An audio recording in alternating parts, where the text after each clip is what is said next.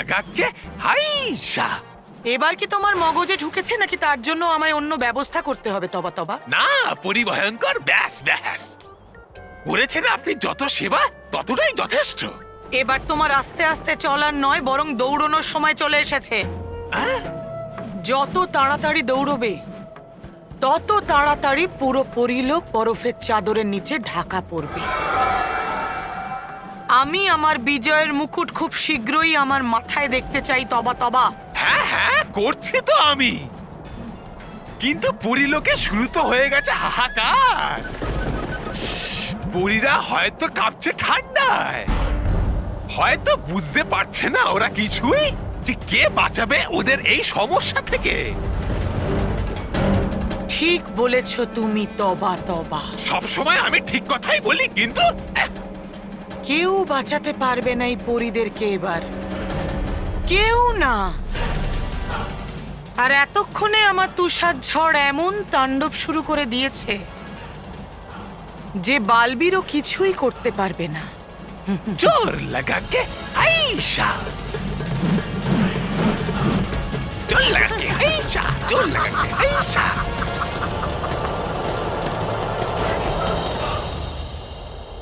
আমি তোমাকে প্রথমেই বলেছিলাম রাগী, যে ভয়ঙ্কর পরি বিশ্বাসের যোগ্য নয়, ও বিশ্বাসঘাতক। আমাদের ওর সঙ্গ দেওয়া উচিত হয়নি। ঠিক বলছো জেদি। আমরা ওকে পরীদের শক্তি হারানোর খবর এই জন্য দিয়েছিলাম যাতে ও পরিলোকে আক্রমণ করতে পারে, কিন্তু উনি আমাদের দুজনকার জীবনই বিপদে ফেলে দিল। জেদি, এখন যা হয়ে গেছে তা হয়ে গেছে। এখন এটা ভাবো যে এই বিপদ থেকে আমরা কি করে বাঁচবো। কেশপুরি, গেছি ফেসে আমরা খারাপ হবে। পৌঁছয়নি আমাদের সাহায্যের আওয়াজ রানীপুরীর কাছে। এবার হবে কি আমাদের? কে করবে আমাদের সাহায্য?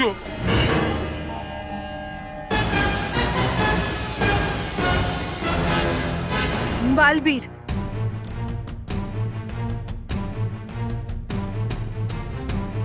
বালবীর, রাগী পরি যখন আমাদের কণ্ঠস্বরে রানী মহলের বাইরে যেতে পারছে না, তাহলে আমাদের বার্তা বালবীরের কাছে কি করে পৌঁছবে? মনের আওয়াজ। আমরা সবাই এই চিন্তার মধ্যে এটা ভুলেই গেছিলাম যে কেশপরীকে রানীপুরী একটা বর দিয়েছিলেন, যে কেশপরী যখনই বালবীরকে মনে করবেন তখন বালবীর যেখানেই থাকুক সে কেশপরীর সামনে চলে আসবে। হ্যাঁ, আমি তো এটা ভুলেই গেছিলাম। আমি এক্ষুনি বালবীরকে এখানে ডেকে পাঠাচ্ছি।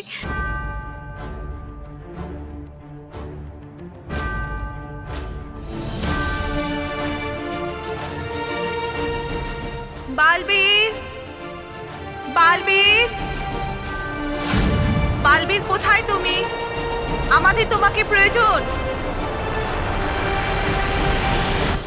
দৈত্যর সঙ্গে লড়াটা খুব সহজ, কিন্তু এই লেবুটাকে চামচে সামলানো খুবই কঠিন। বুঝতেই পারছি না যে এই প্রতিযোগিতা কি করে বাচ্চারা জিতে যায়। বালবীর, বালবীর কোথায় তুমি? আমাদের তোমাকে প্রয়োজন। বালবীর, বালবীর। মা আমাকে ডাকছে। কোথাও কোনো সমস্যায় পড়েনি তো? আমাকে এক্ষুনি যেতে হবে। বল্লু, বল্লু। হ্যাঁ, তুই এখানে আছিস? আমি কখন থেকে তোকে খুঁজছি। কেন, কি হয়েছে মেহের? কি হয়েছে মানে? আরে মাটি ফাটতে চলেছে আর আকাশ ভেঙে পড়েছে। কি? আরে মজা করছি, চল তাড়াতাড়ি চল, রেস শুরু হতে চলেছে। ওই মেহের, আসলে আমি এই জিনিসটাকে সামলাতে পারছি না। মেহের, এটা তুমি করো। প্রথমে তো খুব বড় বড় কথা বলছিলি যে আমি বাবাকে এই স্কুটারটা জিতিয়েই ছাড়বো, কিন্তু এখন যখন সুযোগ এসেছে তখন তুই পালাতে চাইছিস লাল্লু। বালবীর, বালবীর। যদি মা আমাকে ডাকতে থাকে তাহলে বরদানের কারণে আমাকে ওখানে যেতেই হবে, কিন্তু মেহেরের সামনে কি করে যাই? ওর সামনে অদৃশ্য হলে খুব বড় বিপদে পড়ে যাব। কিন্তু নিজেকে অদৃশ্য হওয়ার থেকেও তো আটকাতে পারছি না। বালবীর, বালবীর কোথায় তুমি? আমাদের তোমাকে প্রয়োজন। বালবীর, আরে ভাবছিস কেন, চল। আমরা এই সময় রেসে নাম বদলাতে পারবো না। ঠিক আছে, আগে রেসে অংশগ্রহণ করে নি, তারপর মায়ের কাছে যাব। হ্যাঁ হ্যাঁ বললু, মা বাবা যার কাছে যাওয়ার ইচ্ছে যাবি, সবাই ওখানেই আছে। চল চল চল চল।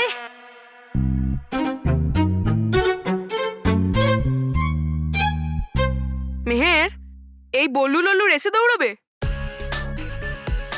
তাহলে তো আমি নিশ্চয়ই জিতে যাব। মন্টু, আজ এই বললুই তোকে লাল্লু বানাবে। বস, লল্লু হয় না, উল্লু হয়।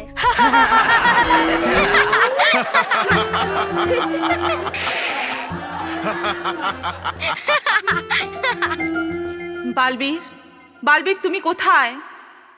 আমাদের তোমাকে প্রয়োজন। যদি মা আমাকে ডাকতেই থাকে তাহলে আমি নিজেকে যাওয়ার থেকে আটকাতে পারবো না, আর রেস চলাকালীনই অদৃশ্য হয়ে যাব।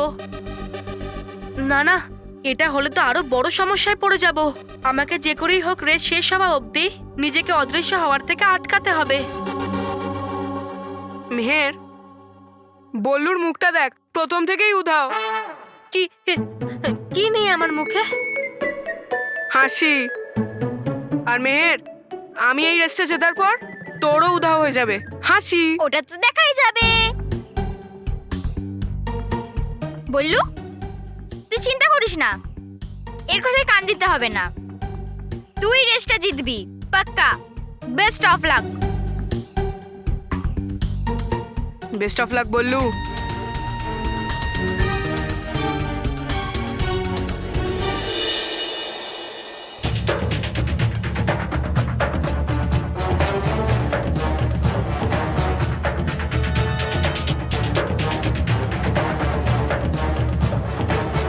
মনে হচ্ছে বালবীরের কাছে আমার আওয়াজ পৌঁছচ্ছে না, নইলে এখানে আসতে এত দেরি তো করতো না।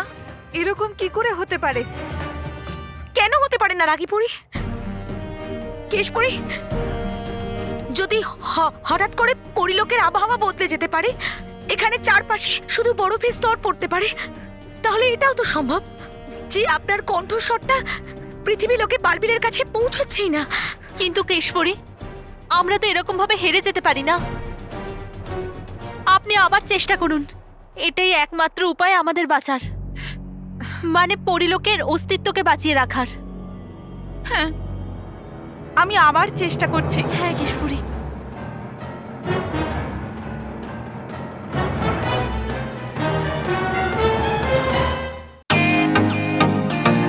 ওয়েলকাম টু বিটেন world. How may I assist you? নতুন ফ্ল্যাটের জন্য একটা স্ট্যান্ড ফ্যান আর কুলার নেব। এই পচা গরম থেকে একটু স্বস্তি চাই। বাজার চলতে সব ব্র্যান্ড আর ভরসাযোগ্য নয়। তার জন্য তো আমাদের ফ্যান আছে, all purpose bullet table fan, ceiling fan. আমাদের সিলিং ফ্যান কিন্তু 30 মাসের ওয়ারেন্টি সহ পাওয়া যায়। আছে ফারাটা 2 বছরের ওয়ারেন্টি, 17 থেকে 20 মিটার এয়ার ফ্লো, মধ্যবিত্তের সাধ্যের মধ্যে একমাত্র ভরসাযোগ্য ব্র্যান্ড বিটেন। আমাদের কুলারের কিন্তু অনেক range, 45 litres, 50 litres, 70 litres, 90 litres, 110 litres. Honeycomb সহযোগে বিটেনের সব কুলারের ওয়ারেন্টি 1 বছর। চেনা হাওয়ায় অচেনা অনুভূতির জন্য একমাত্র আদর্শ বিটেন। গরমে স্বস্তি পেতে বিটেনের ফ্যান হোক বা কুলার, আজই আনুন বাড়িতে। Beaten, digitally yours. এখন রেসের রেফারি প্রত্যেকের চামচ আর লেবু চেক করবে, যাতে কেউ চিটিং না করতে পারে। বাপ রে, এবার তো মন্টু বস নিশ্চয়ই ধরা পড়ে যাবে, কারণ লেবুটা তো চামচের সঙ্গে আটকানো আছে। হ্যাঁ, আমার সব ঠিক আছে। চেক তো করতেই হবে না?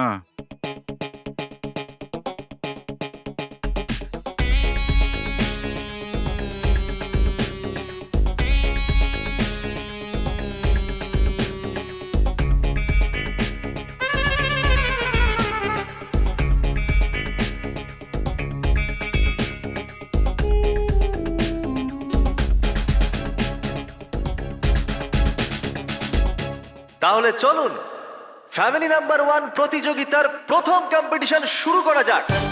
On your mark,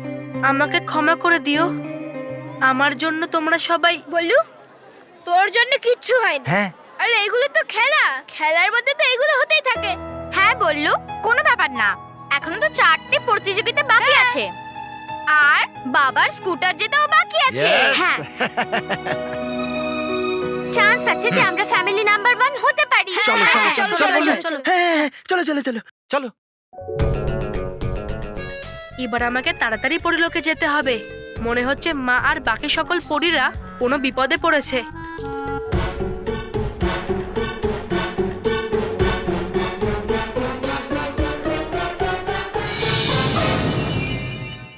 Balbir, Balbir, Balbir, Balbir, আমাদের বাঁচিয়ে নাও বালবীর, আমাদের বাঁচিয়ে নাও। মানে পরিলোককে বাঁচিয়ে নাও। মা, পরীরা, আপনারা ঠিক আছেন তো? না বালবীর, এখানে কিচ্ছু ঠিক নেই। এখানে সমস্ত পরিলোকের অস্তিত্বের উপরে বিপদের কালো মেঘ ঘনিয়ে এসেছে। বিপদ? কিরকম বিপদ মা? এসো বালবীর, তুমি নিজেই দেখে নাও।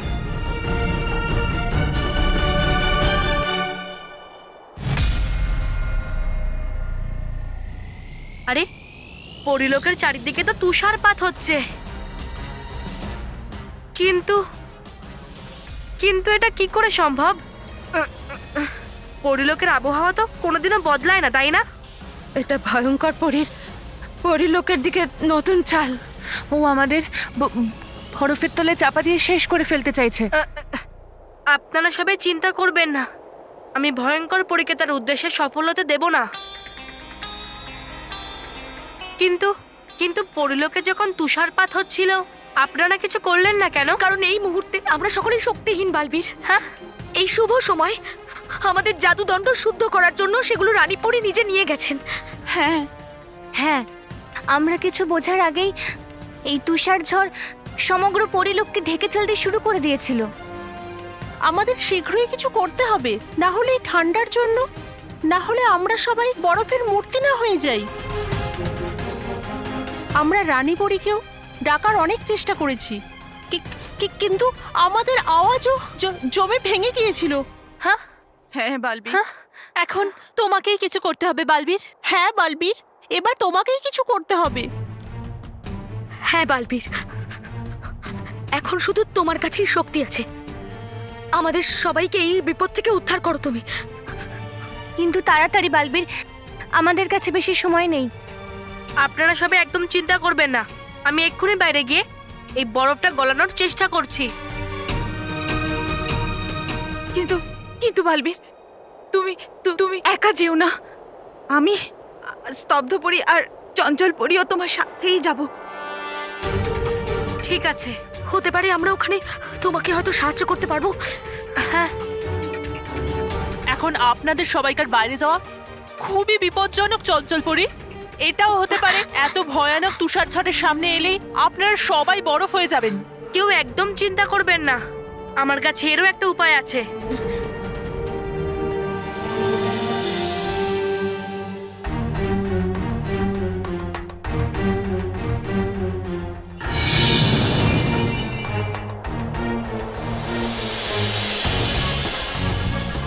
তাড়াতাড়ি করো বালবীর।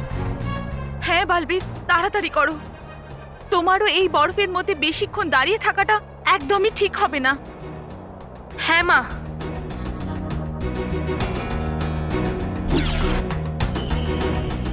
হে বিদ্যুৎ পরী, সতের প্রতীক হলো এই সমস্ত পরী, তাই গলিয়ে দাও এই বরফ খুব তাড়াতাড়ি।